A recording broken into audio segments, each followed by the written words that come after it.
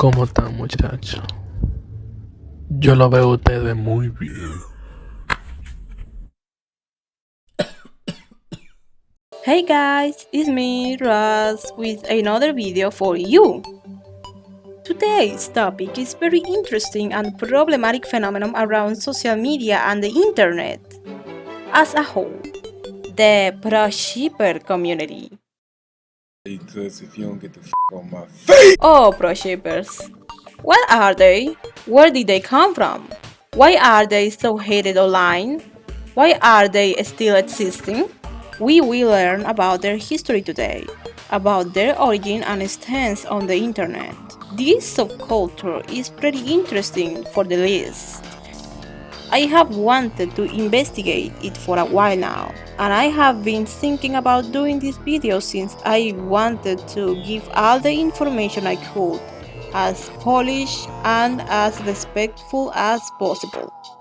For me, this topic is very interesting because it shows how the internet culture is very varied in opinions, point of views, ideals, sounds, etc. Before we get into the video, I wanted to tell you to like and subscribe. A simple click to support these videos will help me a lot. We are really close to 50 subscribers. This makes me very happy due to all the effort I made to create this channel since zero. Thank you so much for all the support and kindness all you give me. I really appreciate that. Well, let's head into it. Proshippers. They are very interesting kind of people on the internet. They are people, especially fans, who support the mindset of the fact people should have the total freedom to create any kind of romantic or interpersonal relationship in fanfiction, fan art, and other kind of fan works without any kind of censorship or moral judgment. They think that fiction is the perfect space for exploring any kind of scenarios, including those that are considered problematic or taboo by the majority of people. Abusive relationships, power imbalance, pedophilia, incest, and other darker themes, without condoning the necessary real-life values and morality. Basically, an extremist way of spreading fiction from reality. Proshippers often emphasize in the fact that fictional media doesn't equal to the real world endorsement, that people should have the opportunity to create writings that explore any kind of themes without any kind of censorship. There is also a version of proshippers who are called anti-shippers, or simplified as antis. Fans who think that certain ships or topics should be avoided or censored inside the fandoms because they could be harmful, dangerous, or triggering, especially towards young children.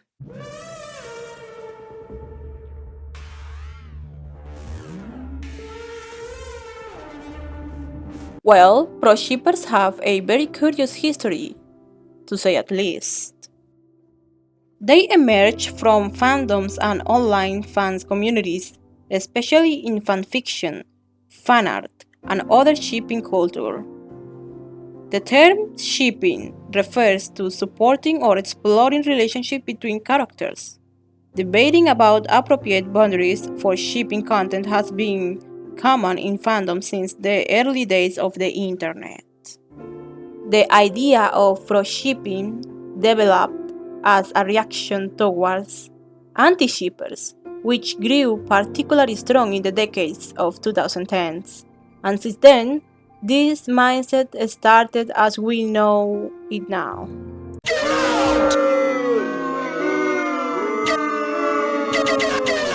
Due to the fact most of the proshippers out there are people who support, romanticize, and celebrate ships that usually tend to be related to dark themes generally, people develop a strong sense of rejection and hate towards these individuals.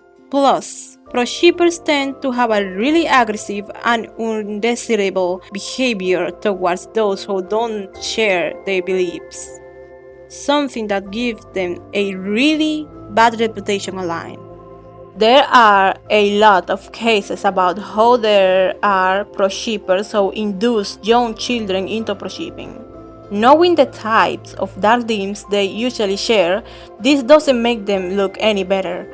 In fact, make them really dangerous and problematic individuals inside the internet and the community.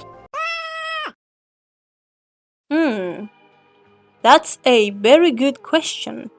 How do they keep appearing even though they are hated, despised, and the majority of people tend to be very distant with them? I have just one word to describe this: creativity freedom. Fandoms communities are safe spaces for expressing ideas, narratives, and emotions that might be taboo or controversial in other spaces, such in real life. Most fans value the freedom of creativity, especially those who want to process or cope with trauma or want to explore complex themes in a non-real context. For many proshippers, the continued existence of these communities or viewpoints is also about resisting censorship. Basically, proshippers are still existing because they are always a couple of people who feel the need to express their feelings about points of views in media, without any kind of censorship, political or moral view about them. Fandom communities are safe space for many people, especially those who want to express their opinion about things without any kind of judgment.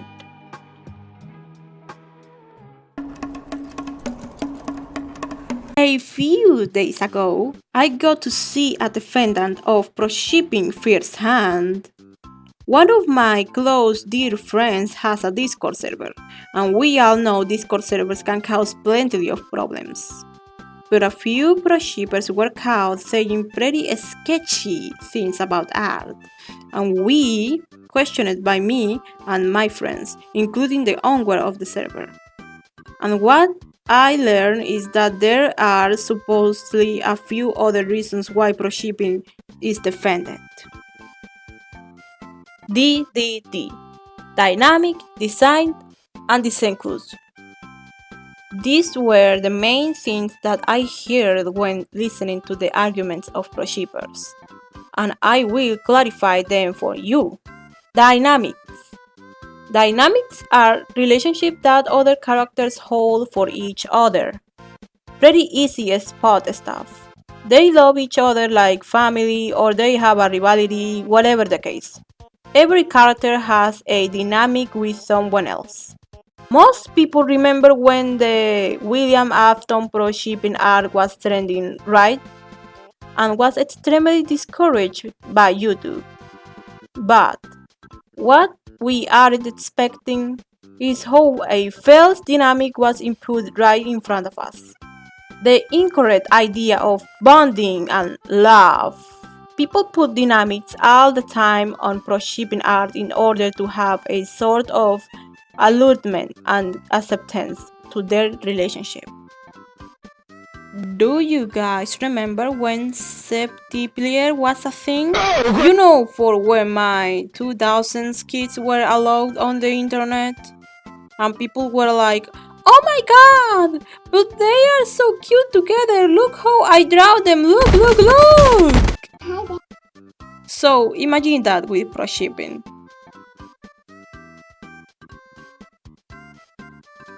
Are you as uncomfortable as I am? Proshippers can think that just because two characters are attractive that this part of the relationship is okay. Plenty of toxic yaois are examples of this. And a lot of high school teenage girls screaming and jumping around because some guy got punched 50 miles across the room by this both sexy pale dude. Ew. Excusing people for their good looks regardless of their personality. Some people even do this in real life. And that's not okay. TikTok murder. This included killing, stalking. I know at least a few of you shuddered hearing those words again. But those who don't recall, this is what the internet went practically viral. One of the most popular, abusive, rapey, and downright criminal corrupt couples in the 2020s. I know quarantine was a tough time, but abuse has always been the breaking part of the proshipping community.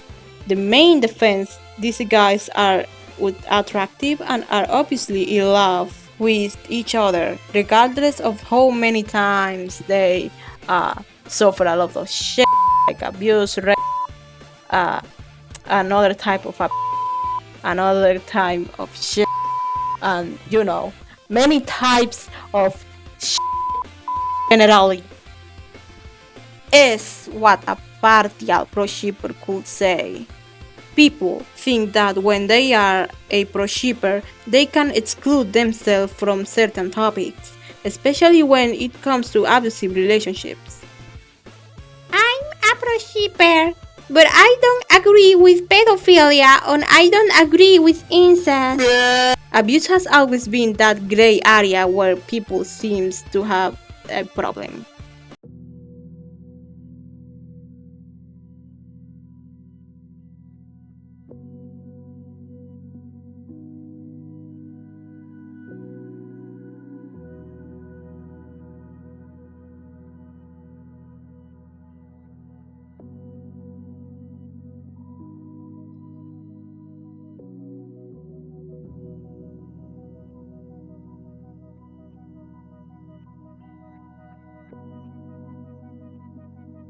Proshippers are people that need distractions and excuses from the real world. It's not about the grinding or exploring your limits. It's because you can do that perfectly fine without being a shipper. You personally go out of your way in order to have a temporary distraction and defend its dying reasoning, just because you think that fiction is a safer alternative. It is for a moment, but you are already corrupting yourself by enduring these habits over and over and over and over. And soon, there might be a day where you don't think these thick ideas are wrong anymore. Your trauma isn't an excuse. Your needs aren't an excuse. Your environment is an excuse. How many people you try to convince that it's okay? It will never be okay. Ever.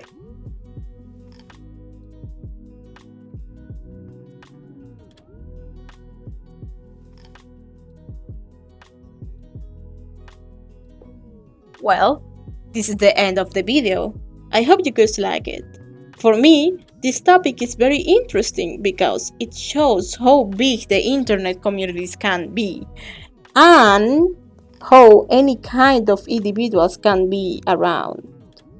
Thank you so much for 40 subscribers. Even though I'm new in this thing for creating informative content for the art community, it's a pleasure to give you all what you need. Well, see you later!